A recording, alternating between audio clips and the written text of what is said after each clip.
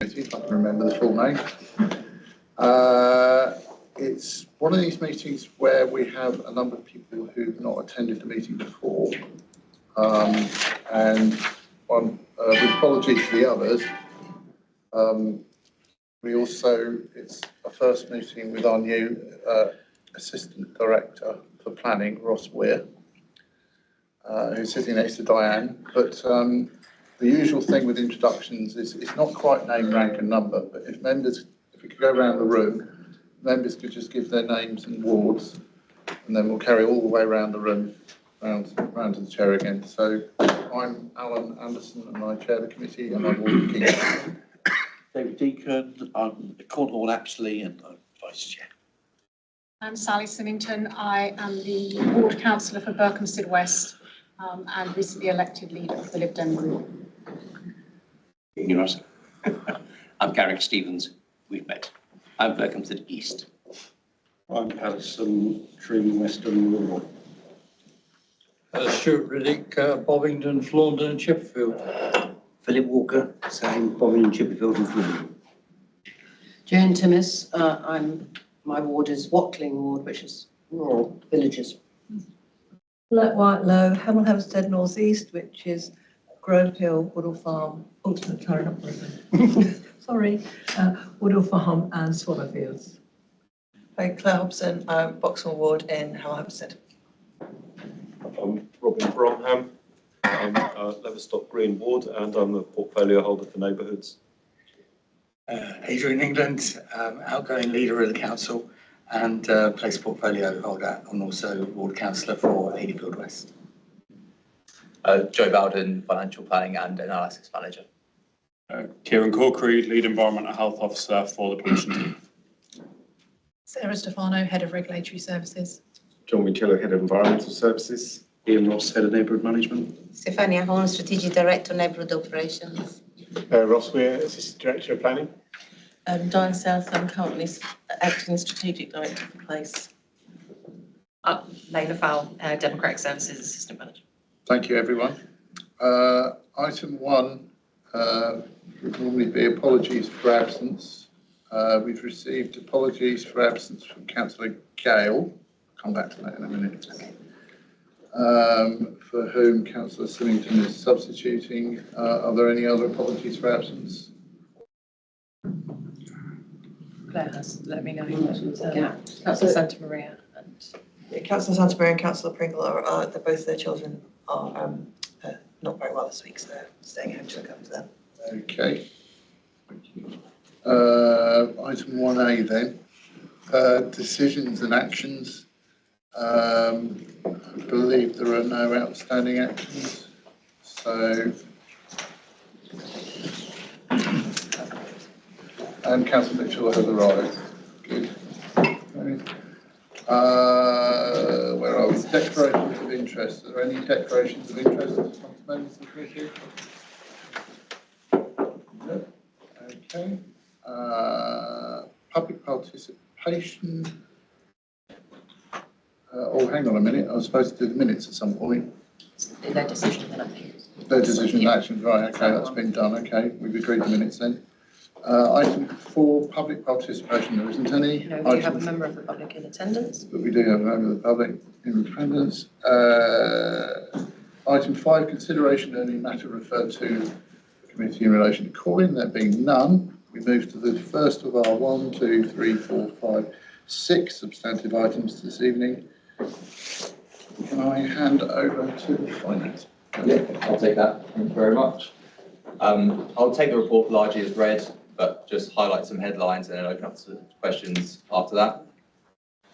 So, the general fund position for quarter 3, we're reporting a surplus of £1.482 million. This is due to larger than expected cash balances, which have been invested in line with the council's treasury management strategy.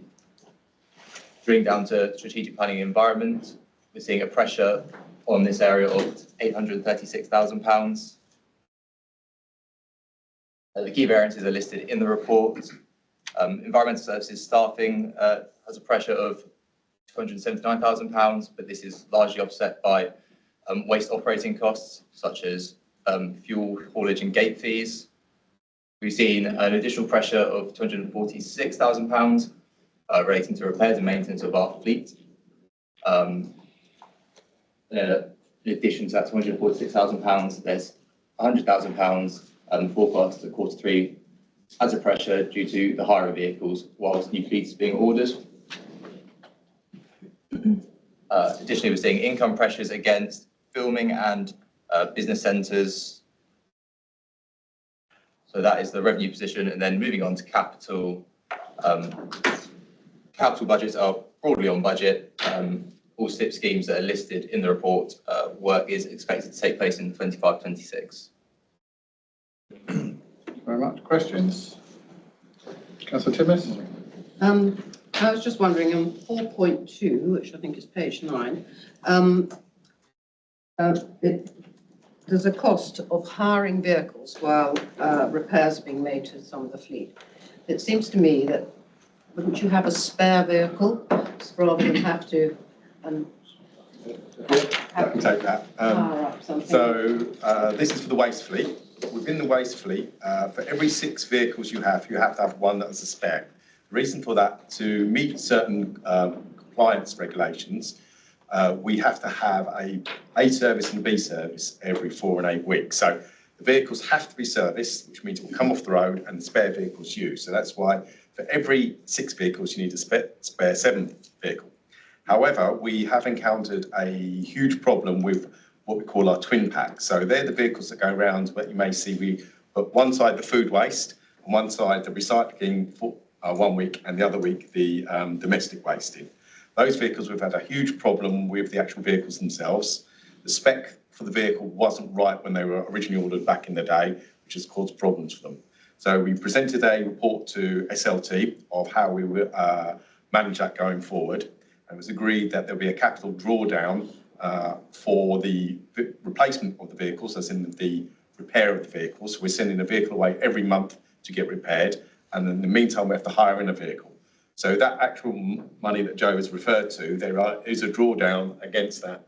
I do understand that, but what I would have thought was that you would have a spare, so that instead of having to hire one in, you already had one, perhaps one that was a few years old or something like that. We have no spares. All the spares are used as part of the service. So it would be cheaper if you had a spare, wouldn't it, in the long run? But anyway, that is my query, and I just think it's sounds like it's an extra cost that shouldn't really be there. Sorry, Chair, can I also clarify? I think to buy extra vehicles, they are extremely expensive. One vehicle costs £260,000. £260,000 one vehicle. So we need to limit the spare vehicles for what we need for the service. What John has indicated is we had unexpected issues that we needed to be we needed to repair. So there's some vehicles with unexpected problems, in addition to the service, regular service, kind of business as usual, where the spares have got their own function. And so we can't really have extra spare, because having extra spare vehicles means that we have to buy more vehicles. Each vehicle costs £260,000. So with this hire and of the vehicles, and with these unexpected issues, the overspend is about 260,000. So I think, and something that we hope is not going to repeat next year. And we've got an action plan now with the capital program as well to buy new vehicles, etc. So we've got now a really kind of good plan. So we shouldn't really buy new vehicles unless we need them, because they're very, very expensive. I know they're very expensive, and I appreciate that. But I know that you've also replaced them recently. And so if it were me, I would have kept one of my old ones back in the garage. Okay. Anyway, thank you for the answer. Councillor Deacon. Just a question.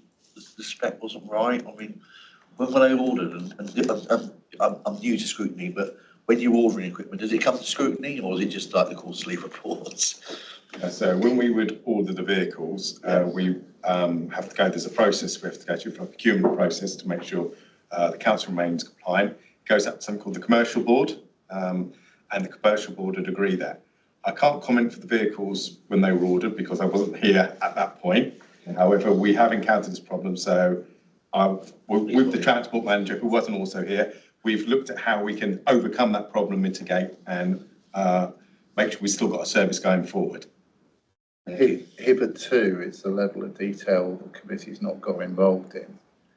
But with the change in how scrutiny needs to be done, he says, maybe that's something Councillor Deacon may want to raise when we're looking at the work programme down the track. It strikes me as a very difficult balancing act if these trucks cost that kind of money and they're always going wrong, and you probably need 8 trucks to keep the service going. We've only got 7. Well, that sounds of things to me, so I'm grateful for the efforts that have been put into it. Next question. Councillor Patton. On the same subject, I mean, just following that up, how often in the last financial year have you needed to use the buy in a vehicle, rent one, or lease it? Do you lease it? So as part of the replacement programme or the repair programme in place for our twin pack vehicles, we've hired a vehicle for 11 months. The reason we've hired it over 11-month period, we were able to get a better discount than doing it every month on hire. Just like if you were to go and hire a personal car, if you have a longer period, you get a better rate. So we looked at the work programme. So a vehicle has basically gone away every single month. So there's 11 that have been repaired. The last one just completed last month. So we looked at how we would replace that. We found the cheapest rate we could to hire a vehicle in over those 11 months. So we were able to send a vehicle away. And as I said, one went away every single month because it took about 4 weeks to actually retrofit those vehicles to get them fit for purpose. So we've had a spare vehicle in that we've used every single day for those 11 months. So in your opinion, this is the best way of proceeding? So the vehicle now has been off-hired because the programme has now been completed. So that vehicle has actually gone back at the end of February. So there is no hire vehicle for that purpose at the moment. Councillor Symington. I'm just following up on that. Given there are only 7 vehicles and you're doing 1 a month, why did you need 11 months? Sorry, my example was for every 6 vehicles, you need a 7th. We have 42 vehicles. Oh, okay. So for every 6, you need 1 to have its service. So, okay. So if you've got 12 vehicles, you need 14 vehicles and so forth. So I guess my next question is, does that mean we need to do it for several years? Do need to do. I think the question Councillor Symington is asking is when can we expect the rolling programme to have finished and all the trucks have been done? So the trucks have now been completed. So there was 11 vehicles, the twin backs, we needed to get retrofitted. That has been completed. Right. So the hire vehicle has now stopped as part of that process. And as Stefana has indicated, we've got a capital fleet programme going forward to actually make sure we're replacing vehicles in an appropriate time. Okay, thank you for clarifying. Councillor Walker. Yeah, it all sounds rather unfortunate, but what steps have been taken that we don't fall down this rabbit hole again in the future of ordering vehicles? I mean, has there any change in the policy? I mean, it's in my business career, it's sometimes we sit in rooms like this, we make decisions, but we're not the actual ones loading them up with the rubbish and driving them around. And sometimes when you speak to the people operating the machinery, they can give you a pretty broad idea whether something will work or something won't. It's just an example, that's all. So we have a fleet manager who's a very experienced fleet manager that would look at making sure we have the appropriate specification for any new vehicles we're buying. As an example, the floors in the back of the vehicles where all the rubbish is tipped, we have 4mm floors. The industry standard is 8mm. So we've obviously looked at when we previously purchased to buy a cheaper type of vehicle. Why we did, I couldn't explain. I said I wasn't here at that point. However, we would make sure that we're getting the minimum of the standard vehicle specification going forward. So we wouldn't look at buying cheap because it wouldn't work as it has at the moment. Buy cheap, buy twice. Yes.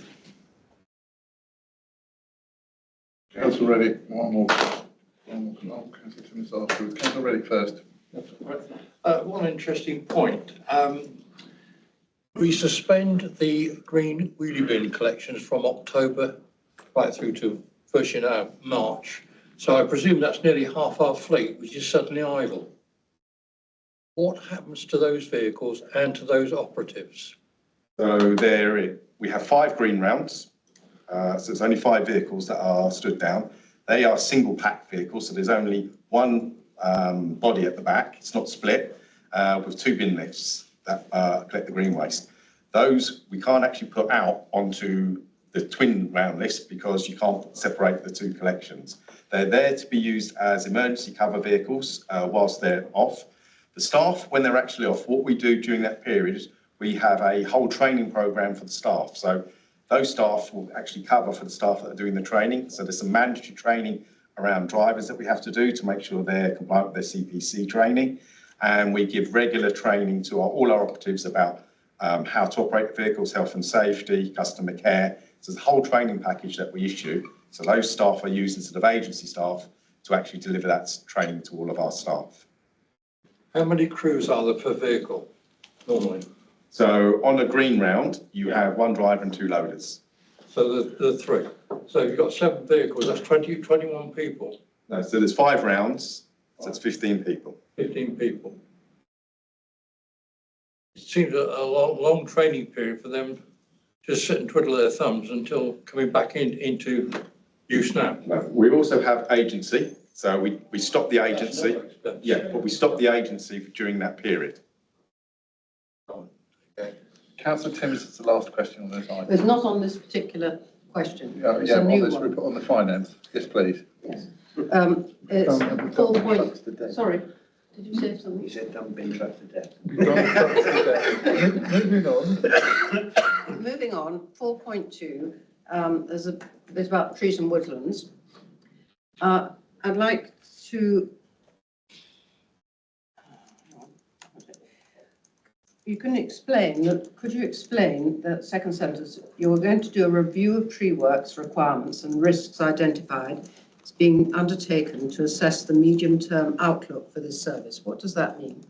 Right, so at the minute we have a tree management policy that has ratings that go from A to E, or maybe even longer than that. So anything that's categorised as an A needs action. Anything that's categorised as a C may need action. We've been categorising trees as A, I think probably slightly erroneously at times, but it's created this massive backlog of work. And so you'll have a category A tree that is big, and if it fails, it's going to cause a massive problem. And then in the same breath, you've got a capital priority A tree that is, I'm going to say, 6 foot tall, my height, if I'm lucky, that is also carried a priority A. But if that falls over, it's not going to do any damage. So the bit of work we're doing at the minute is to look at a new priority system so that the trees that need work get the work, and those that maybe aren't so urgent can wait a little bit rather than. Are you talking about trees? Do you only deal with trees, for instance, in the urban situation, or do you deal with trees that are, say, along the lanes? No, any tree on the highway is back with Herts County Council. Yeah. So we only deal with trees now that are on parks and open spaces and housing estates. So it's quite a small, well, relatively, but there's still a lot of trees to do, and I think the other thing to note is that every time we have a named storm, there is a lot of work that comes out of that, and bearing in mind, we must have had 5 or 6 so far this year. So the changing weather is creating us more problems. So basically, you're assessing trees slightly differently. Yes. Okay, thank you. Okay, unless there are any questions, can members agree to note the report and thank officers? Absolutely. Thank you very much. Next item is item 7, Neighbourhood Services Performance Report. Who's leading on this one? I can do, Chair, thank you. So, just wanted to note the good performance of the key performance indicators for this quarter. For the misbins, by for the missed bins, we had a very, very low KPI data, one of the lowest, and the crew is continuing to work really well on addressing those. I mean, we're talking about very small number compared to 60 around for 100,000. That means that the crew is getting it right in terms of collecting waste, and they're doing a really good job. The general recycling trend as well is positive, is increasing. That's what we want to see. The fly tipping collection continue to perform very well, and I also would like the committee to note the graffiti removal for this quarter is 100%, which means again, the team CSG is doing a great job in removing our graffiti. Regulatory services are also performing very well within their target, and also with upwards trajectories. So it's all looking good in terms of KPIs. With regards to key projects, the playground refurbishment has now been completed, so we've got nice new playgrounds, and the tree team was also able to progress with a tree replacement program, planting new trees thanks to a Forestry Commission grant. So again, additional money that comes to the council, which is great news. The SANG implementation project is progressing really well. There has been tree planting, hedge laying, work on fences and gates, signage, so that we're starting to make a difference, and I think that's really good to see. And another great achievement is to note the successful accreditation from the waste team of the environmental management system, ISO 14001. That's a well-known environmental management system that effectively gives the reassurance that the team is managing the site within good practice, and also obviously shows their commitment to promoting environmental sustainable practices. So it's a really good thing to have. And finally, the regulatory services has been working on a number of key plans, including the quality action plan, which is tabled for this agenda today. And the team is always very busy, performing very well in all areas of the services, including health and safety investigation, food safety, fly tipping offences. Really busy team, a small team, but very, very effective. So overall, I think all good news for Q3 from our side. Any comments or questions? Councillor Mitchell first. About fly tipping, and it's great to see the KPIs looking so good. But do you keep data on the hotspot areas, and what do we do to deal with the hotspots? Because I'm pretty certain Rossgate shops or the back of it may be becoming one. So I'll take that one. thank you. No worries. Essentially, we log all of the reports that we receive. They go onto our system, and obviously they are reviewed when they come in. And essentially, if we notice that there obviously is an uptick in a particular location, then yes, that will become a hotspot for us. We have access to CCTV, etc., that we can install. Very much depends on the environment that we're in and the situation. But we are visiting all of the shopping areas constantly, because there are obviously ongoing issues with regards to fly tipping in those areas where there are large accumulations of commercial bins or domestic bins, if there are domestic properties above. So those areas specifically are hotspots in their own right, so they are visited on a frequent basis. But if you notice a specific problem, by all means contact us, let us know, and I can obviously raise that directly with the team and make sure that... I'm so sorry, I can't even with my glasses read your site. Absolutely, we can. Sarah Stefano. Oh, right, okay, so if we message each other after. Councillor Mitchell. No worries, absolutely fine. My question is about fly tipping as well, and I think you're doing a really good job in responding to them. But my question would be about prevention, and you're talking about people just putting rubbish on the floor where the bottom of flats or something like this. My concern is more in the rural, in the lanes and this sort of thing.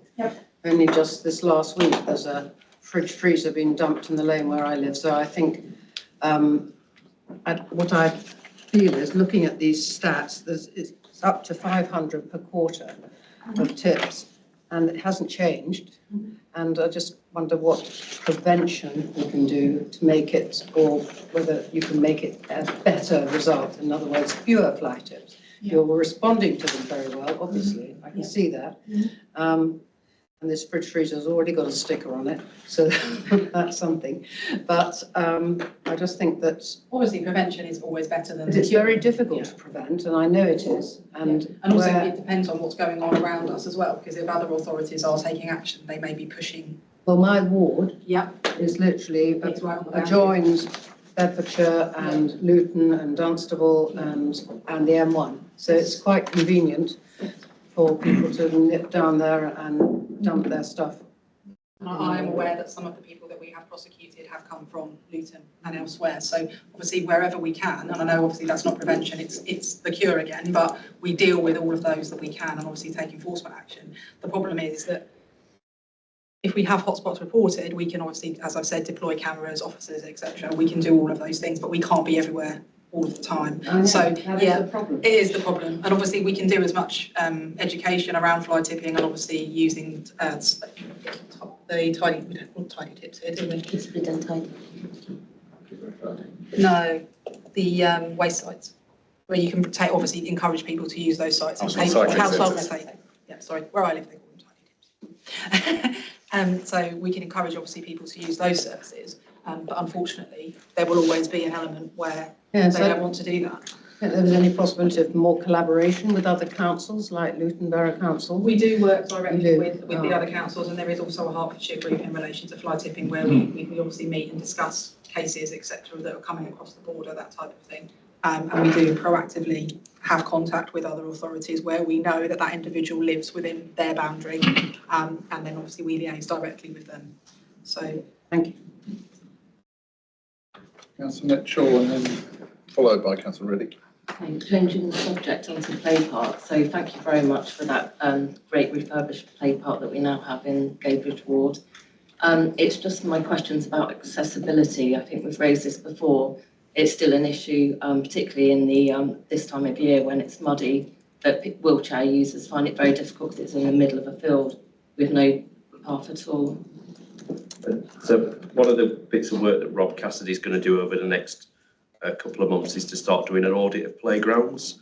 So we'll look at age, kind of equipment, play value, which is quite important, the age range, but within that we also need to look at accessibility, because you are right, we've got a lot of playgrounds that are lovely, they're in the middle of a field. If you're not so good on your feet or you're in a wheelchair, you are stuck in there. So yeah, it is part of the work that Rob's going to do, and then we'll bring forward another capital bid or bid for wider still to see whether we can fund another project aimed at still doing refurbishment, but with a greater aim on accessibility as well. That's great. Councillor Riddick. Yes, on this question of fly tipping, can I just draw your attention to a bit of confusion on your recycling guide. On the front, it states, never leave items on the floor or bin areas. This is fly tipping. Good point. On the other side, it says any excess recycling will be collected from a sturdy container, bags that are not accepted, left by a blue lidded bin on collection day. And that's confusing people. Chair, sorry, Madam Chair. What you're quoting there is the old advice that's not dished out to the public anymore. The reason I know that is because I've got a bit of an issue with the new one, because as far as I'm concerned, it's completely illegible. Okay, I do accept this, 23, 24. Yeah, that's gone, it's changed. We're obviously moving on a page, so it's changed, but that's an old chestnut which I'm trying to put up with. Any other? Councillor England? If I may, Chair, I just want to congratulate you on point 2.1.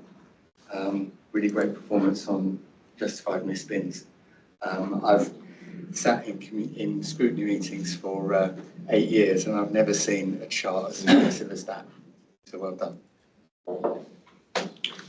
And that's point 2, which is the key performance indicator WR01, justified misspins per 1,000, which is on page 16. Thank you.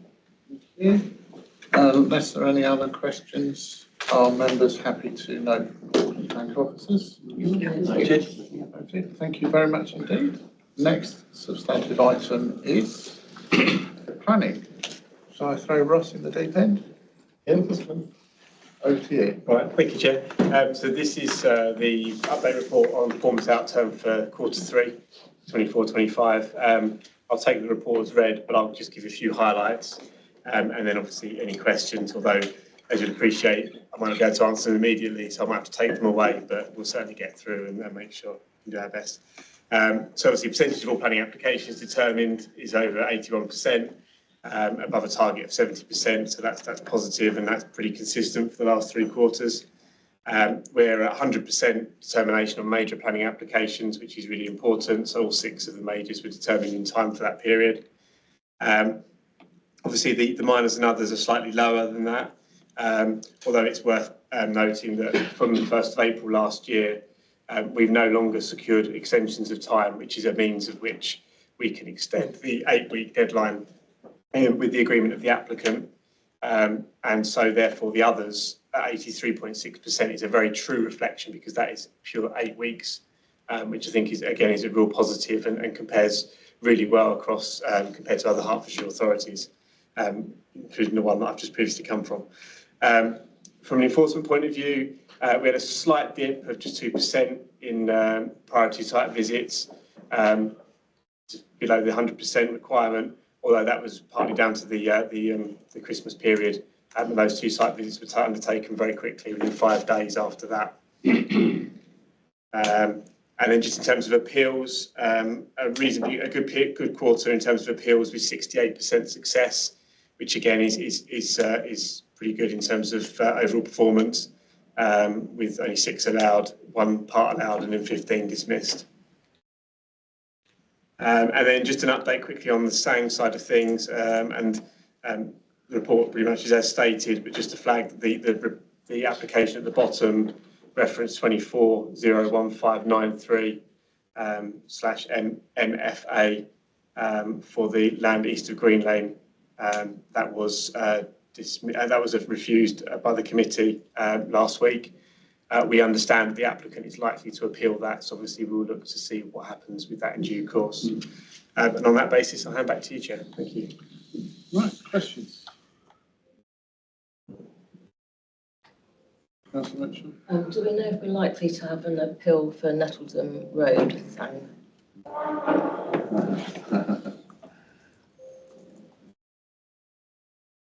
3 on the list. So there's still some time. I will check to see if there's been an indication from the applicant. I'll come back to you by email. I can come back to the whole scrutiny. That's fine. I think they've got till May to appeal, so there's a little while yet before. Councillor Deacon? Just a quick one. It's a very unusual question, because our next item on the agenda is about air quality. So whilst you're still here, if air quality is really poor in an area, is that ever passed to the planning department, so they could use that for some justifications for future decisions and plans? Is that? I know I'm jumping the gun, Chair. It's air pollution. Air quality is one of the environmental considerations that's taken into account, and particularly around the local plan and allocation of sites, is looking at where there might be areas of poorer air quality, the allocation of a site, and the ability to actually address that through the development of that site or through other means. So it is taken into account as part of that process. Yeah. Thank you. Thank you. There was some mention earlier in the previous report about the potential of playgrounds seeking more core SIL funding. Dare I tread on that raw nerve? I'm also a member of the parish council that made preliminary inquiries about a major project in trying to get core SIL funding for that. And the advice received was that the core SIL was being reserved for 2 very large projects. I'm just wondering, I'm kind of asking how long's a piece of string here, but I'm just wondering if I can put you onto the spot as to give us a clue as to what those 2 large projects might be, and what the scope might be for trying to get core SIL funding for other projects down the track. You have put me on the spot there. I Yeah. don't know offhand what those two Yeah. projects are, so I'll have to take that away and come back to you if that's okay. That's perfect. I'm being unfair. Very unfair. The other thing is I'd quite like to know, but this isn't the right place, I'm going to do it anyway, as to how the appeal for the Fairfax developments, I still call it, off Leighton Buzzard Road, went, because that only happened last It's month. still on, it's a closing day tomorrow. It's closing days tomorrow. It'll be closing statements tomorrow, so we won't have an outcome for a couple of months. No.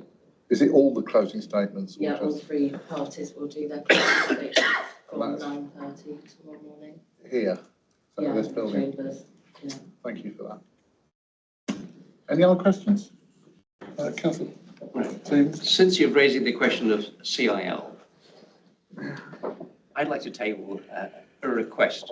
We're getting some platforms on the road outside Ashton School in Berkhamsted. And as it's going to cost a fair chunk of money, we'd like to find ways in which we can augment what the county wants as a contribution with some of the sill that you've got and some of the sill that the town council might have. So please expect some sort of correspondence from us. I'll look out for it. That's fine. Thank you. It's open season, isn't it? Any other questions?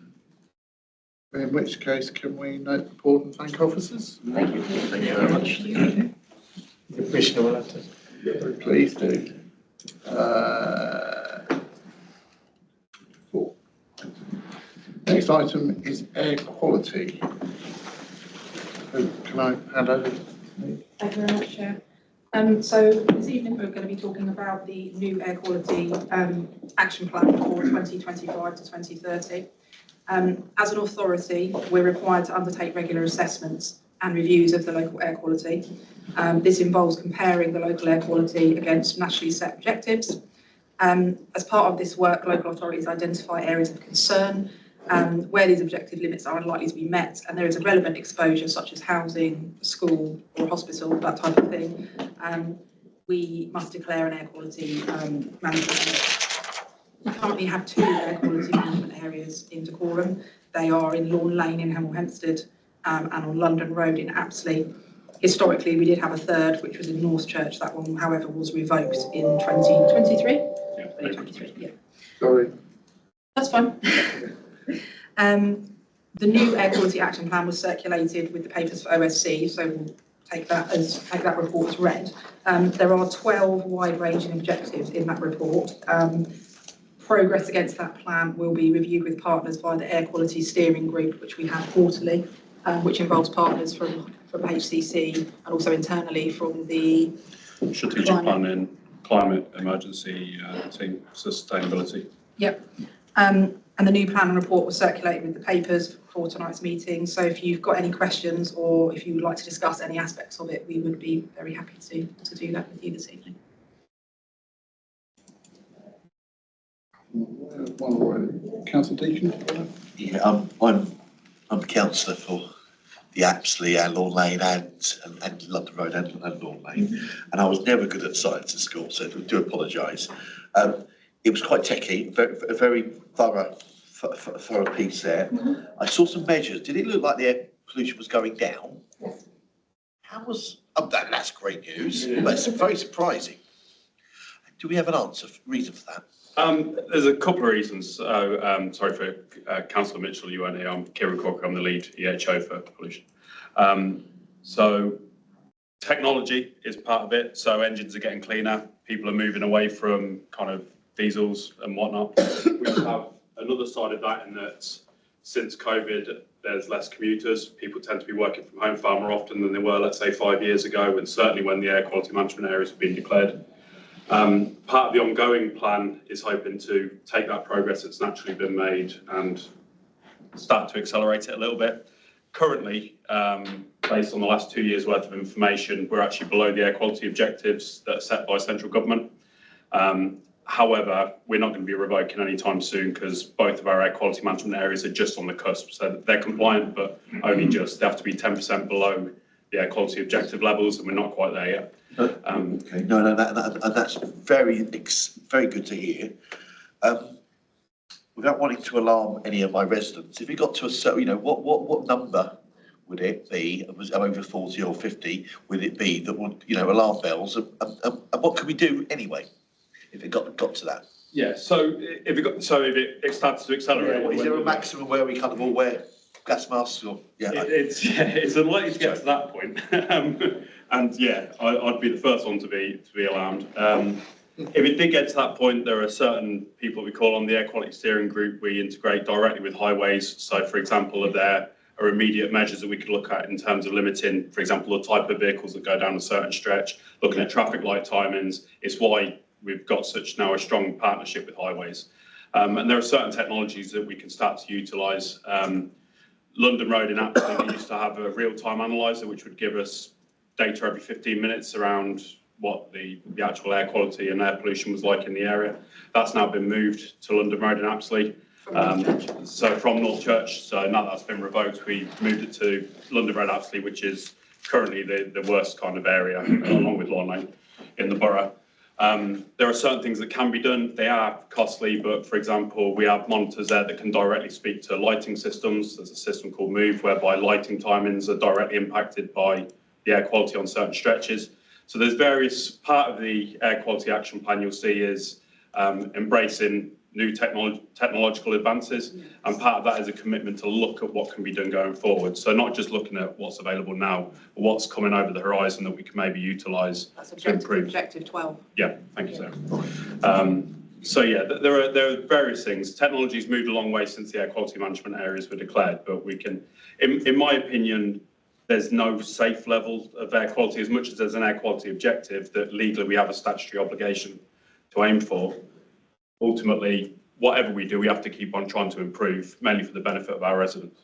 Thank you very much. Thank you. Thank you. Yeah, can I just add to that, because it's really good point, and that real-time air quality measurement is live on the web now, so you can check what it is at 15-minute intervals, or which is really interesting, and it does vary a lot. And you've got that urban canyon effect in the valley when you get a temperature inversion.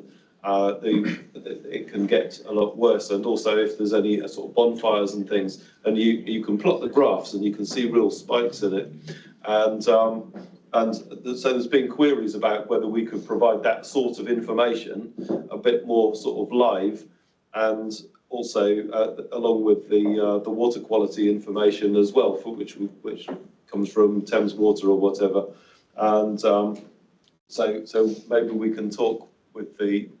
It's sort of been mooted, but I don't think it's really progressed much as to whether we could get that on the Decorum website. Yeah, it's a great tool, the real-time analyzer. It costs a lot of money and it gives it extremely detailed information. The problem with that, and provided it is available, in fact, links in the AQAP to it. The problem is people might see a certain level and start to panic and say, "Oh, the air quality is really bad," but air quality is long-term exposure. So the reason why the annual summary report annualises that data is to look at the impact on human health. As much as if you're sensitive, if you're suffering severe asthma, COPD, you're going to be affected by a spike. But what we do also have, and what's mentioned in the Air Quality Action Plan, is us and the other districts in Herts all subscribe via HCC to an air quality alert system. Part of the air quality plan is going to be getting with our comms guys and getting a bit more uptake in that, where there are incidents of high pollution through our own local maps as well as the DEFRA maps, they'll get a text alert. So if you're suffering from COPD, it's essentially, don't go out for a jog today, that type of information.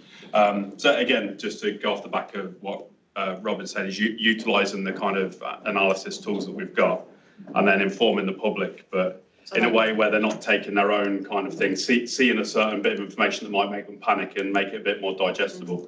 And we're looking at other, Oxford's a really good example. They've got a project called Oxonair, which is an app as well as a website, which makes the data really manageable. So it's something that we're looking at with colleagues at Herts County Council. It's good to hear. Good to hear. Thank you. Councillor Stevens. Can I just make an observation here about air quality? The report, etc., focuses very largely on what the government wants us to do externally, right? The recent publicity was made on air quality in kitchens. Oh, yeah, right? Burning gas cookers, etc. And the particulate levels of PM 2.5, etc. are in excess of the international standards. Now, this is not being publicized. It is a public health hazard. Why is there something like that not included in an air quality management plan for us? Yeah, so this is where the difference between our duties as a district council and HCC as a public health authority come in. There's Clean Air Day and Clean Air Night, both of which focus exclusively on indoor air pollution. That's run by my colleague Matt Clark, who's the strategic air quality lead for Herts County Council. Last week there was a Cleaner Air seminar, which I'm not sure if anyone in this room attended, that was open for members, and there was an awful lot of focus on indoor air pollution. It's something that we're aware of, but as much as we could include it, we have statutory obligations around roadside emissions. Herts County Council have their obligations in regards to indoor air quality. For example, we're talking about in the Air Quality Action Plan smoke control zones. Now, legally, our Air Quality Action Plan should only really look at nitrous dioxide because that's where we're exceeding. However, we're aware as a public health body in ourselves of the impact that, for example, wood burning stoves have. And obviously the particulates from diesel engines, so to a much lesser extent EVs and what have you. So we look at that as part of it, but in terms of indoor air pollution, which is a concern for any environmental health professional, it's something that sits very much with the Herts County Council. But our communications team do liaise with HCC's communication team, and we put out the information that HCC puts out. Can I suggest we go a little bit further and get that information into our public? Yeah, certainly. If the resource is there for us to be able to communicate out, that's something that I'm more than happy to embrace. The crux of it is, here we are, we're trying to persuade people to not use gas in any way. And if we can persuade them to change their cookers, etc., to induction heating or whatever, it would help us cut the gas drivers, as it were, the PM 2.5 drivers domestically. Oh, 100%. Yeah. There's generally across, it's a nationwide problem. There is a lack of information currently about indoor air pollutants. It's something that's becoming more of a concern through UK HSA, and it's something that Herts County Council are pushing quite hard on.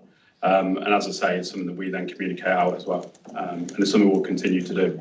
I sit myself on the HCC Air Quality Strategy Board. They sit on our steering group. It's something we communicate and we're working on.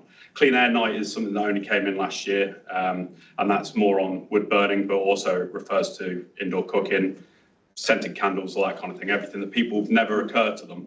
People just think that candles disappear. They don't realise that them and their kids are actually breathing that in, and the same with cooking. So it's something that we're pushing on as much as we realistically can with the resources that we have. Thank you. Councillor Patterson. Yeah, I was, you've got the three mentioned here and one's been revoked. Do you look at other areas to see whether they need to be, I know it's an expensive process. We have. I mean, I'd be concerned about Tring High Street, trying to talk the just as bad as North Church. We don't only use the real-time analyzer, we also use something called passive diffusion tubes. I don't know if you've maybe seen them. We do have them all. We have them in Tring. We have them in lots of different areas. How many have we got? We've got just under 70, 68, just under 70 that we have to actively change every month and send off to be analysed. So it's not as exact as the real-time analyzer, but it does obviously give us data that we then use. Is it worth sharing with this committee? It should be, if you go on the Decorum website, there's an annual status report that gets issued to DEFRA every year. And that should be, is it? Yes. The ASR in there? Yeah, so that will have all of the data for the year. So yeah, we don't just look at the AQMAs, we're constantly monitoring borough-wide. If we're always open to looking at, there is a resource element of it, but if there is anyone that has an area of concern that's not covered, I'd be surprised if we haven't got it covered because the diffusion network's been in place for a long time, but we can certainly look at it. We're also currently using what is one PM 2.5? So we have 3 Zephyr monitors, which we've got one at North Church because it was formerly an AQMA, so we just want to keep an eye on it to make sure things don't start going the other way. If we do have any councillors here from North Church. We have another one that's co-located with the real-time analyzer just to verify how good the data is that we're getting. Real-time analyzer is a very kind of high-end piece of equipment. So if we can see that the data from the Zephyr is reflective of the data we're getting on the real-time analyzer, we know how accurate that data is. It just enables us to verify and ratify that data. And the third one's at Queensway and Old Town High Street, that junction. Previously, we had some concerns there, which it turns out was being caused by a non-roadside emission. It was a local takeaway using a tandoor oven, which was skewing our results, which is extreme. It took a bit of digging, that one, a bit of door knocking. But yeah, we also have 3 other monitors that HCC have kindly provided. One's on Lawn Lane, one's at, I want to say, Swingate School. Yep. And the third is, I want to say, Jarman Park. Yeah. And it's all that data is fed back, isn't it? And all that data gets fed back and into from the network. So yeah, that goes into the network that Robin was mentioning earlier. And it will also form part of the annual status report, but not until we've had a year's worth of that data. We're always a year behind with the status report because obviously we'll be doing 2024s this year based on last year's data. Councillor Dennis, sorry, Councillor Dennis. Thank you. I want to say this is a really long and well put together report. I thought well done. And I'm only sorry that Councillor John Burney is no longer here to see it because this was something he was very high on his list.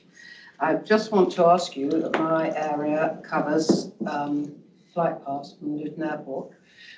Do you do any monitoring of the air quality or the lack of it as a result of being overflown? It's a difficult thing to do because then you'd have to attribute what emission comes from what place and where. So in terms of atmospheric emissions like flight paths, it's a difficult thing to assess at ground level. The only thing we really have for that is modelling based on flight paths. It's something that's dealt with more by the Civil Aviation Authority along with HCC, or maybe not, you might argue. But yeah, it's a difficult thing, especially with something like diffusion tubes. Diffusion tubes give us a really good idea of what the concentration is at that level, but it's extremely difficult to calculate where it comes from. Certainly in our air quality management areas, we just undertook a piece of work with Ricardo, who manages our data, and that's a source apportionment study, so it works out what percentage of what we're getting on the ground level it comes from what source. So that's quite high-end modelling using the data that we've got, as well as Department for Transport and HCC traffic counts, traffic surveys and what have you. And aircraft does form part of that, but that is solely in Lawn Lane and London Road Apsley. To do that borough-wide would be significant. I'm talking 6 figures to do that kind of work, if not into the millions. It is. Yeah, exactly, yeah.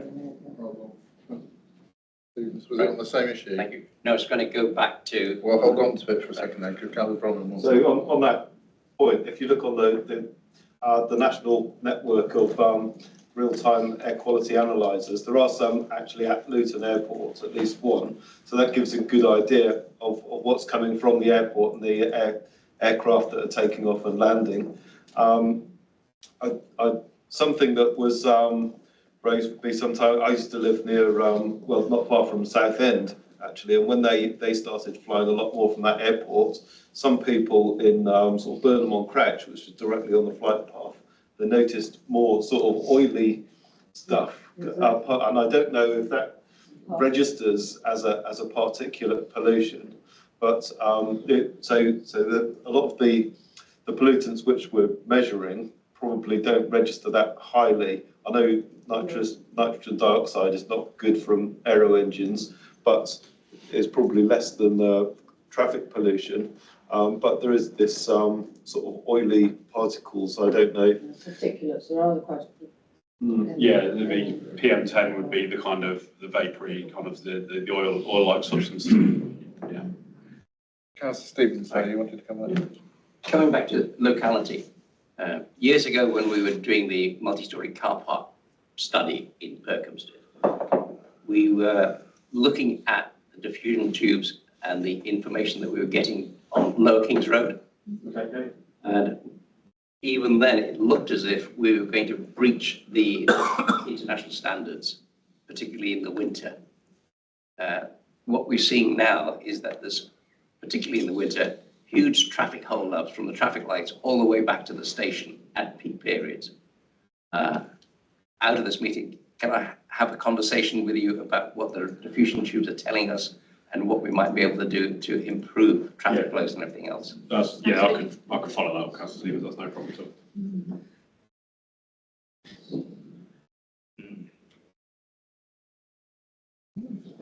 Any more, Councillor Reddy?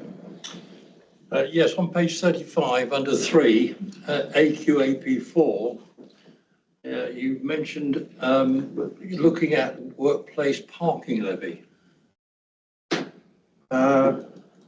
Now, I'd like to really point out that that's really a non-starter.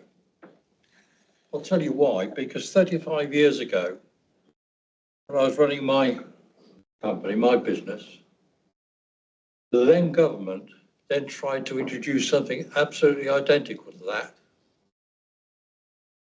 And the problem was employers were not prepared to swallow that. It was either going to be passed on to the members of staff, which they didn't like, or it was going to cause a lack of recruitment.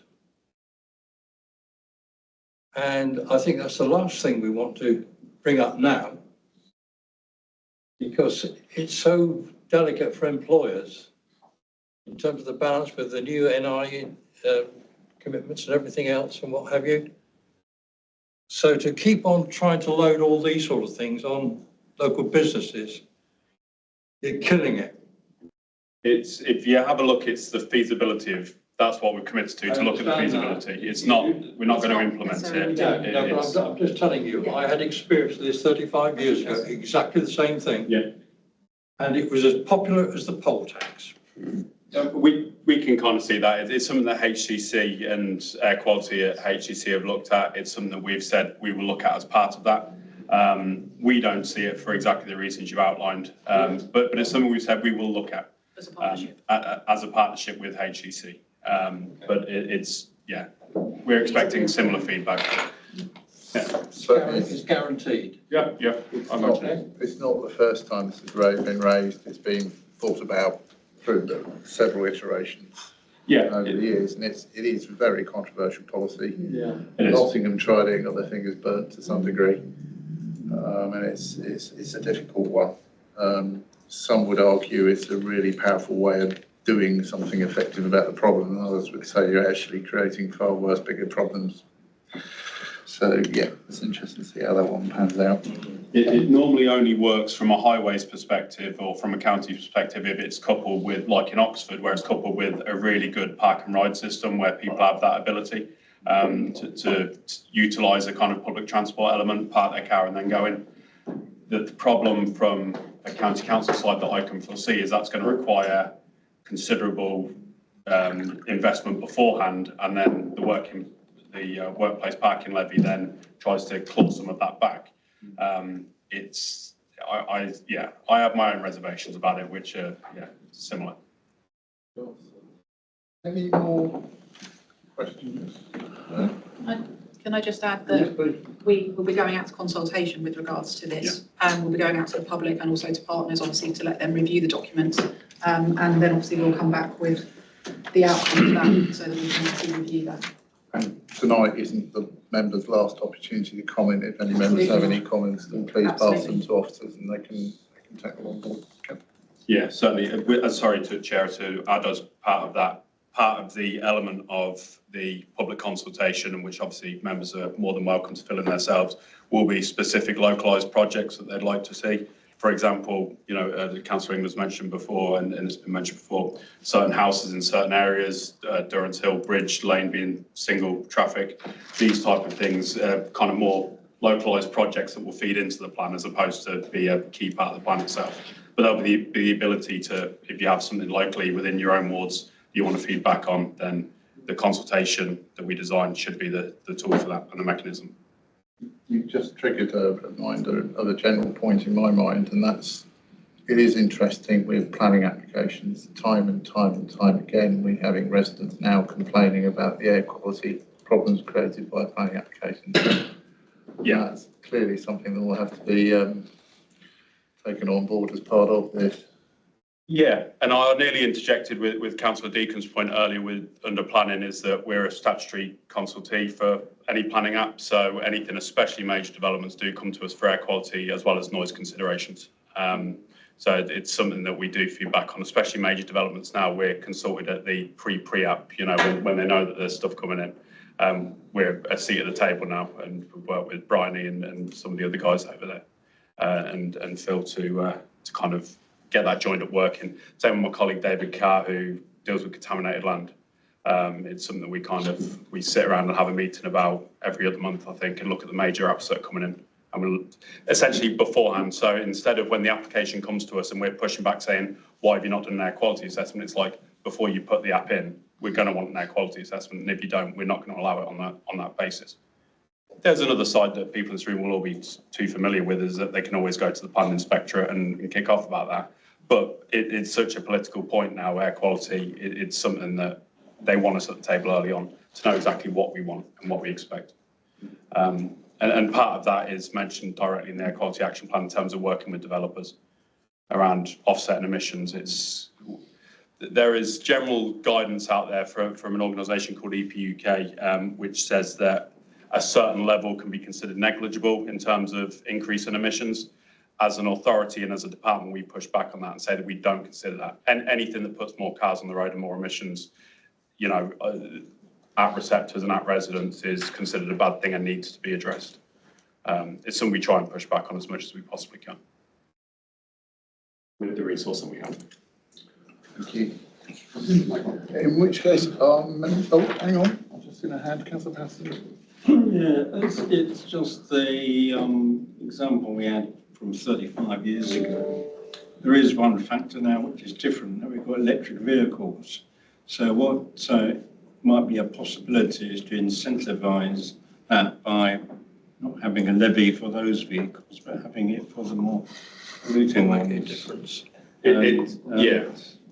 That's just something you ought to address in any study. I'm not saying it's necessarily a good idea to do it, but it's something that we could definitely consider, and we'll feed into the feasibility when we come to that. The last air quality action plan had a feasibility for it. Was more our car parks, and it was looking at emissions-based charges. So the parking charge being dependent on emissions. That was looked at in terms of feasibility. It would be different for a workplace levy, but it was look at the implementation and the cost of getting that sorted out would, you know, the benefit and the costs were far outweighed. Last contribution on this, Catherine. Apologies, because when I had previous sight of this question didn't come to mind, but it has now, so I'm going to ask it. Go for it. Are you able to tell how much solid fuel burning is becoming a primary factor in air quality in decorum? Specifically in decorum is a difficult thing. We can go off the nationwide data and the DEFRA information on that, as well as Herts County Council's own public health stats on that. Around Lawn Lane and absolutely, London Road, absolutely. I've been living and breathing those two streets for the last year, literally, no pun intended. But yeah, the source apportionment study looks at domestic fuel burning, and that's directly cited in the source apportionment study. I can send you over a copy of that report. It's going to influence the type of communication and the education, which is also part of the AQAP, is going to be around solid fuel burning and domestic wood stoves. It has to be, because it's become such a problem since certainly since COVID, because they look nice and people don't think about what happens when they open it to put more wood in, or the fact their kids are sat next to it. As nice as it looks, it's in your living room.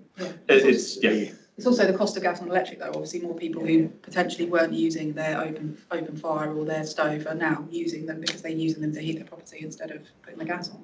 But but when you start to look at the actual costs of all of that, it's kind of a fallacy in itself. But it's normally cheaper to run because you're only heating one room more often than not. I haven't watched it latterly, but I do know if you watch Escape to the Country, they absolutely eulogise and love the idea of wood burners and properties is seen as a plus, a good thing to have in a house. And I'm sitting there thinking, really? So anyway. Yeah, they look great, but what I'd say is buy an air quality monitor and have it in your house for 2 weeks while you're burning your wood. Yeah. See how much you want to use after that. Right, can members congratulate officers on this draft plan and thank them for the effort that's gone into it and look forward to it moving forward. Is that agreed? Absolutely agreed. Thank you very much. Right. Item 10, Herts IQ Financial Principles. Diane. Thank you, Chair. So I'll take the report as read, but just a couple of key points to draw out. And the report is seeking committee to note the recommendations being asked of Cabinet and to give any comments on the report and those recommendations.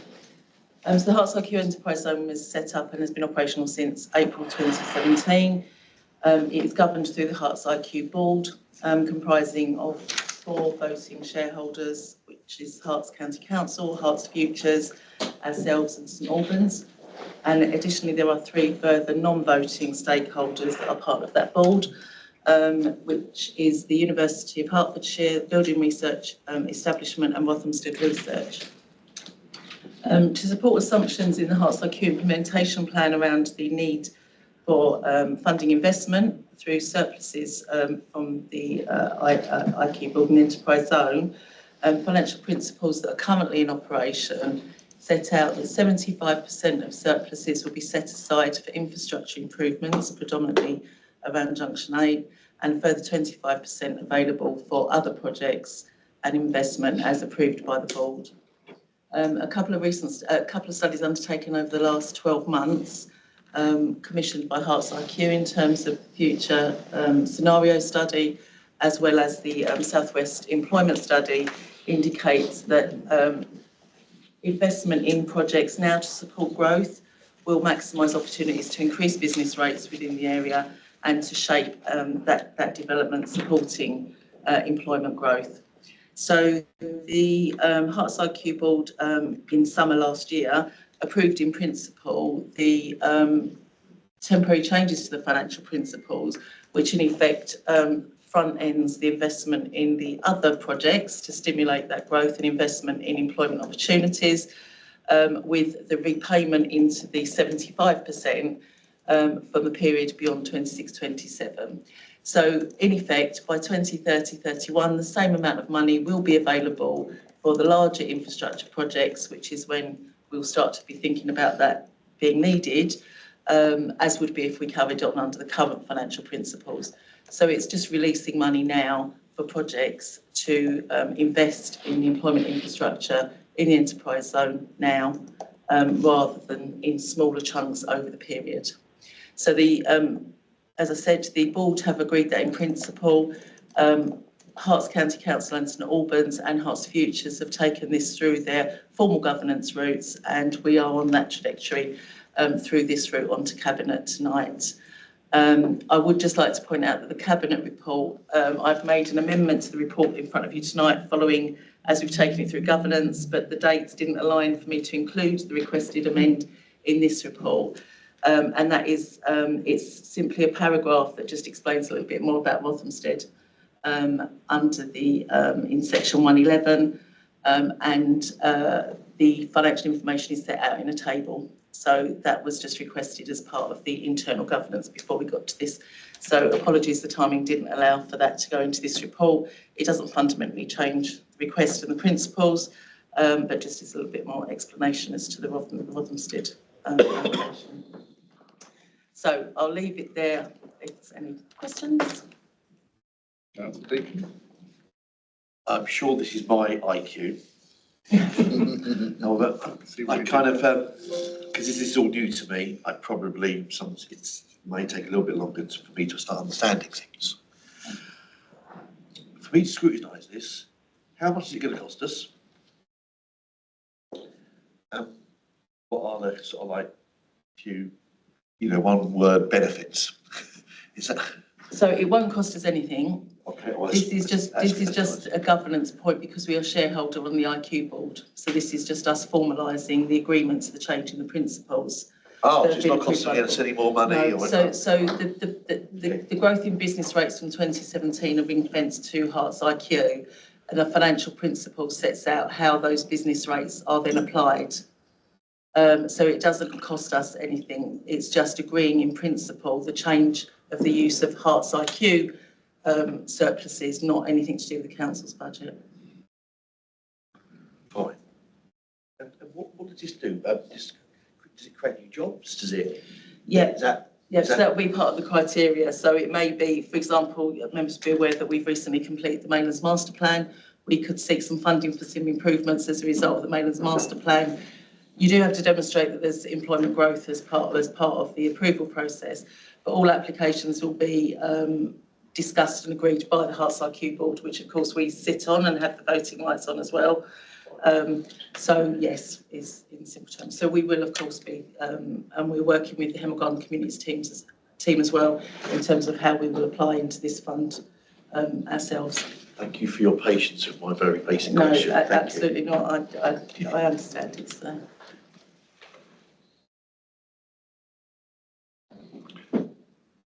Right, any other questions? I'll ask potentially sensitive one.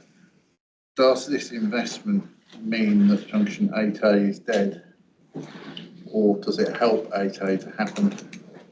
In some respects, it's completely separate to that because, as I said, in 2030-31, the same amount of funding will be available to allocate to that project as it would be under the current financial arrangements. So in effect, is just using money now that would be sitting in the bank, if you like, waiting for it to be needed for Junction A, and just making better use of it now. Mm-hmm. As I say, decisions around Junction A are separate to this, the same amount of funding, and the principles report that will be written up once this has gone through all the governance by the board will reflect that point. So it isn't about any decisions around Junction A. This is purely around using money that's just sitting in the bank, not needed at the moment.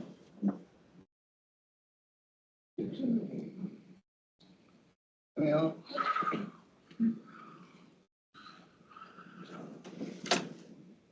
Okay, in which case, are members happy to support the recommendation? Yeah.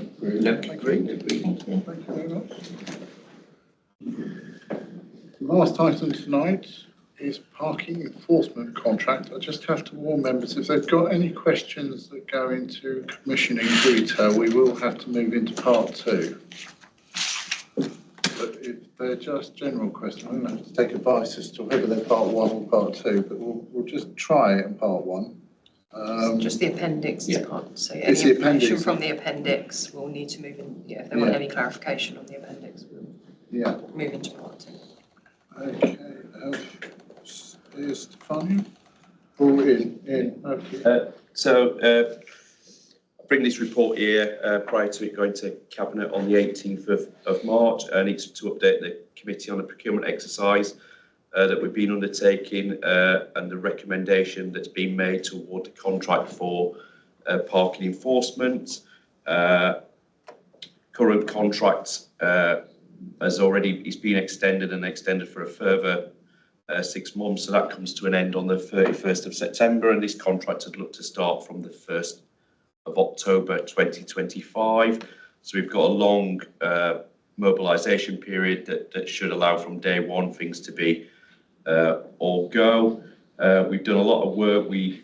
Back in, seems a long time ago, over a year ago now, we placed a prior information notice and sought feedback from the market, which dictated how we put the contract together, and we've used that going forward. The form of contract is British Parking Association, so it's standard form of contract. 5 bids were received, all were deemed compliant, and bidders submitted 7 method statements and supporting evidence. And trust me, some of them were very long, as we, Dan Roger, Ben Hosier and myself read them all and scored them all. The evaluation criteria is marked out there. It was a contract that was awarded on 60% quality, 40% price. with the various elements broke down. And in 2.9, again, anonymised, because we're not at that stage where we've told bidders who's been successful yet, is the breakdown of the score. So you will see that bidders A and E both scored well on quality, so they're 48% on both, which was out of a possible 60. And then from the pricing, again, bidder A and E were the closest, with bidder E scoring an overall score of 87.98%. And they are the ones that we are recommending are awarded the contracts. Just a few bits from that bid. So as part of their bid, bidder E offers the most deployable hours and shifts of all the bids. So you can argue we get best value for money in terms of people on the ground there, and this was fairly similar across the board, that all their fleet that will be deployed is electric, so full electric fleet, and their deployment that they will use, and again this was common across all bids as things have really moved on, is around using intelligence-led data for them to do their deployment of civil enforcement officers. And so that means what we'll really end up with in Decorum is something that's bespoke to Decorum, not like probably when the contract was awarded last time, which was led by the supplier. It will allow us as officers, and potentially we can bring a report here once the contract's bedded in, to report on performance and how deployment is going. But yeah, there's a lot of things have moved on since the contract was last awarded. And just, sorry, the other thing to note is that we awarding this contract, it will come in just on around our existing budget, so which is good result, and the opening price is fixed till April 2027. We've been back to all bidders just to check, because just at the end of the procurement or the bidding process is when the national insurance levy changed, so we've checked that no one's going to come with a curveball at a late date, but they've all confirmed their prices that they submitted took into account the national insurance change. So.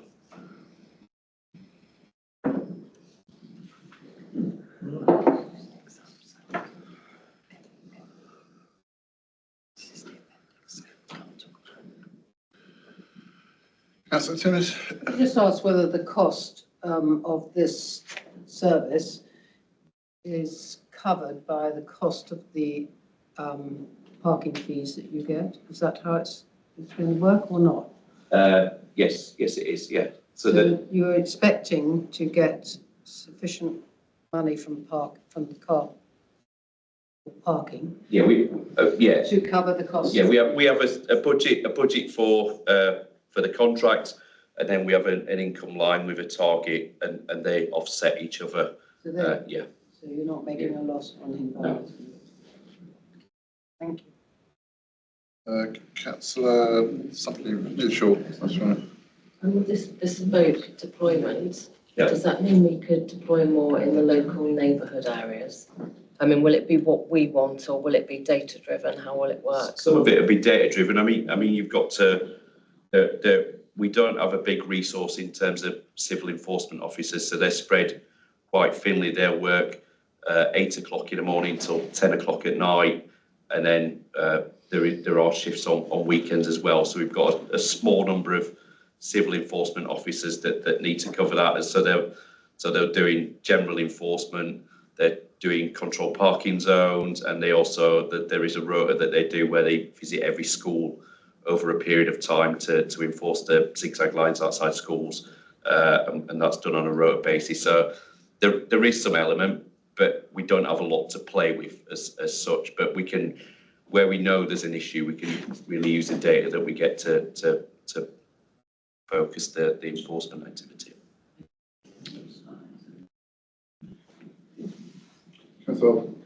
you answered one of my questions, which is about schools, which is always a hot topic. I did actually see an enforcement officer. He nearly got a guy, but he was parked on a corner, dangling over it on a double yellow, but he just got to his car in time. But it's good to have the presence there. So my question was really following on from Councillor Timmis's, about where do the fines go? So if you just imagine, so as a friend of in a car park and clicked the wrong car, and then despite paying got a fine. Very silly, very silly. Of course, it wasn't me at all. But so my 25, where does my £25 fine go? Sorry, my friend's £25 fine.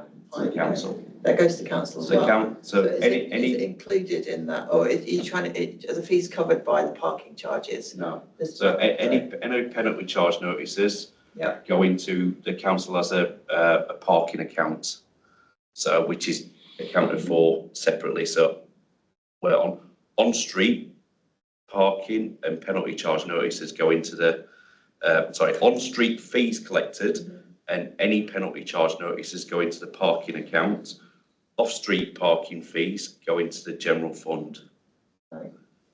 And the parking account is the one that offsets the cost of the parking? No, the parking as account, it will offset some, as will the general fund. The parking account is accounted for, that the council has to legally account for that as part of the parking. But once you've accounted for it, where's that money go? There's a surplus in the parking account. It is used to invest in parking schemes on street. It's like a hypothecated thing. Okay. But we run at a loss at present. So why is it a loss? What costs come out of that? because the costs for on enforcement on street are more significant than the income we earn, whereas that's offset. Whereas off-street parking, so general car parks, generates a bigger surplus. But if the on-street parking account runs at a deficit, you have to use the funds that you've collected from off-street to bring the on-street and the parking account back to a level basis. I think I need to diagram, but sorry. I'm just trying to understand, because you got that £300,000 cost to the contract, and then you've got these two other accounts. Overall, the three should balance out. We generate. When you started, and it wasn't. It was just when you started, you sort of said it was almost. I think it's just a point of detail. I'll probably have a think about it, but if just to help me understand it. But in terms of parking income we collect, forget penalty charge notices. Parking income will more than offset the cost of running the contract. And then, okay, I think it's the costs in the parking. I don't understand why there are costs in that, but I'm not going to bore. Drop me an email and I'll try and explain it better. Thank you. Framing the question very carefully, or trying to at least. Contract isn't due to start for a while yet. Is there anything we can do to ensure that the old contract doesn't run off failing? Because sometimes when you get contracts like that, it's not in their interest anymore to do the work, and they just don't do the work. Is there any way we can do to prevent that problem? I mean, we will continue with our monthly meetings with the contractor. They've still got key performance indicators that need to meet, and their key performance indicators relate to performance-related pay. So it is in their interests, in terms of their profit and loss, to continue performing the contracts. Okay, thank you. Blimey, we've got all hands. Councillor Symington's first, and then. Yeah, could you? I guess it would be helpful to understand what it materially looks like, what's different about it. I know you said it's going on till 10 o'clock at night, which seems, given that we're not charging people till 10 o'clock at night, nor do we live in central London and have near a football pitch or venue where people have controlled parking zones till that time. You would be surprised. I mean, it's not full. It's skeleton staff by 10 o'clock at night. We get considerable amount of correspondence, particularly in residential areas where you've got people come home from work. They will dump their car on a corner that's got double yellow lines, causes a road traffic issue. So we kind of, not every night, there is on certain nights the contractor, current contractor, and whoever the future contractor is will run that service, because say we do get a lot of correspondence from residents asking for that support from us to deal with that issue. Okay. So that's sort of the same Okay. as already happening. So what's different? As I say, a lot of it is around deployment. The technology that they will use is far better, which will reduce the risk of us having to cancel penalty charge notices because they're misissued. So the machines they use are AI. It can identify a car from part of the registration number rather than doing that. It auto populates things like so that it's given the correct make and model of the car and the colour. So it does all that. As I say, but a lot of it is around the deployment and the kind of reporting that we get in the background. We will know, for instance, whether rates of patrol and issue differ when it's raining or whether it's on a sunny day and things like that. So it's really the level of reporting, again, across the board from all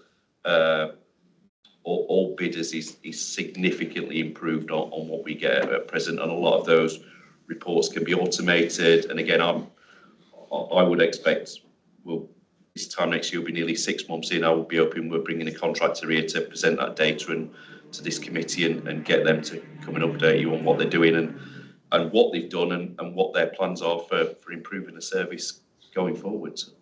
Okay, well, thank you. All I can say, and I'm sure others agree with me, that it is a source of huge frustration to residents. It's very divisive subjects. Everyone wants parking enforcement, but the minute they get a ticket, they're yeah. But poor Dan, who's the parking services manager, must have the most patience of anyone I've ever met. So that's the pattern was next. I think most of my question has been answered there, but am I right in thinking that it might change the system so you can't use a credit card anymore? We still use a credit card. We'll be able to.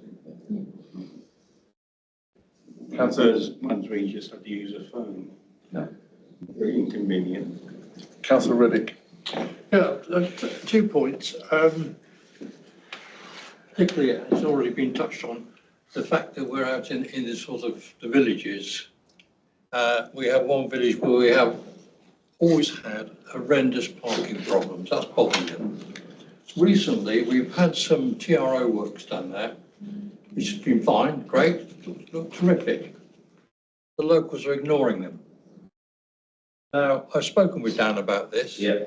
That everybody have been a bit cynical, thinking, oh, they won't bother with that. Don't worry about it.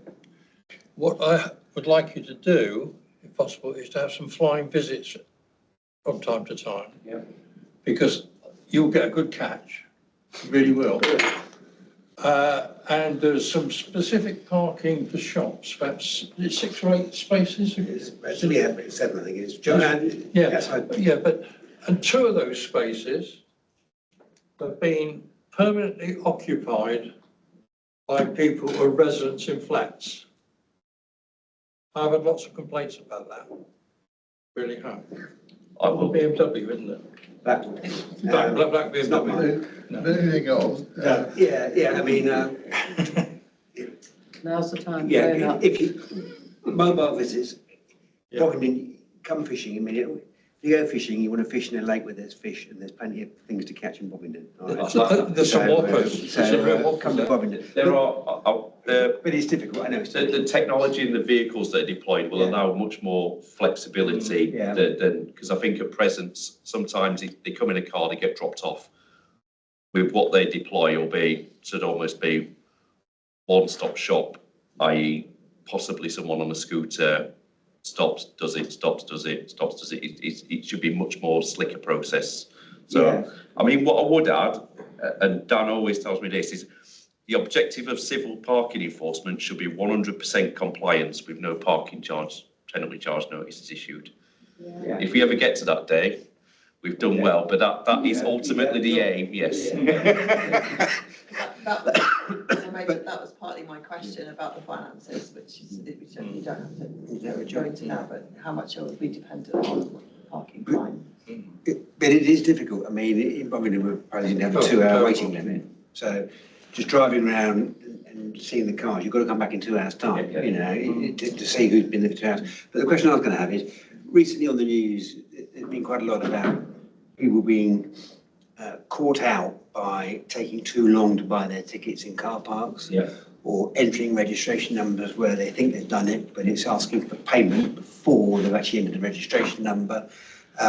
I take it this isn't Hempstead. I mean, you do allow enough people's time for people to buy the ticket. A lot of those are private car parks that will catch you on ANPR. Yes. We can't use ANPR for enforcement like they do at present. That may change, but at present, so if we were to deploy ANPR and it's not proposed, we did ask bidders to put forward bids like this, but nothing was. There would be an ANPR barrier. You go in, and then you may pay as you leave. So you're not. But we can't do the sat in your car as you go in, and if you haven't got to the machine in 4 minutes, you're getting a fine. We can't do that. So. Thank you. Thank you. Can I get one second question? Just a tip on the Bovingdon thing. I'd visit there about school drop-off time and pick-up time because it's hell. It really is. You get a real good catch there. I occasionally come in that way, and if I get the double roundabout at the top, it's backed up and dinner plate one. Yeah. I blame Simmons personally. Well, yes, all eateries. All of them. Anyway, I think the lesson from this discussion is that if members do have concerns about parking enforcement in their wards, then they need to take them up to the poor long-suffering Dan. Dan's very good. Then he's very good. Try and prioritise and these things. Catherine. There is a page on the Decorum website that tells you exactly what to do if you see parking that shouldn't be happening. And it is possible to get a telephone number and actually call someone. So if you see something that shouldn't be happening, then probably that's the way to go. Can I just give you a tip? Another good catch tomorrow morning. And that's not fishing, you know. Yeah. On the London Road. I know exactly where you mean because I drive past that where the building works there. Mr. Phoenix, they've got about 150 vans parked on the pavement there. We can't enforce on the pavements a police matter if they're blocking the highway. Because they did that with Watford Road, Kings Langley. Same. It is a source of much frustration because me and Dan will get lots of inquiries. If they're parked on the pavement and there's no restriction, we can't do anything. It becomes a police matter, much to our frustration. But I know exactly where you mean, where they're parking. So I find it also causes an obstruction because in the middle of the road there's an island. And sometimes they park so close. Okay, a private car might get parked, but a commercial vehicle couldn't. Given the former owner of that property has caused lots of trouble or there's a member of the family that's caused the council a lot of trouble, planning department a lot of trouble over the years, it is kind of ironic that that property is causing more problems still today in other areas. Anyway, can members support the recommendations? Oh, sorry, there was one more question. Will the app be changing? Pay by phone. Yes. Not as last part. time we went from Ringo, which I really liked, to pay by phone, which I hate. Not as part of this contract, but once me and Dan have done a little bit of work, that is our next procurement exercise is to look at the pay by phone. Not because it doesn't work, just because we need to procurement exercise we need to do. But yes, we will be. Because there's no signal in that town car park. I think it was just an interesting question. We've had debates in previous years about there's been at least 2 moves I can remember when negotiating contracts to remove payment by card and make it just apps because it saves the council a lot of money. But I think members have hitherto taken the view that it's really important we keep paying by card, and certainly I hope that continues moving forward. Anyway, as I was trying to say a minute ago, are members happy to support recommendations? Agreed. Okay, in which case, there will be no further business. I'll close the meeting. Thank you. Well done, well done.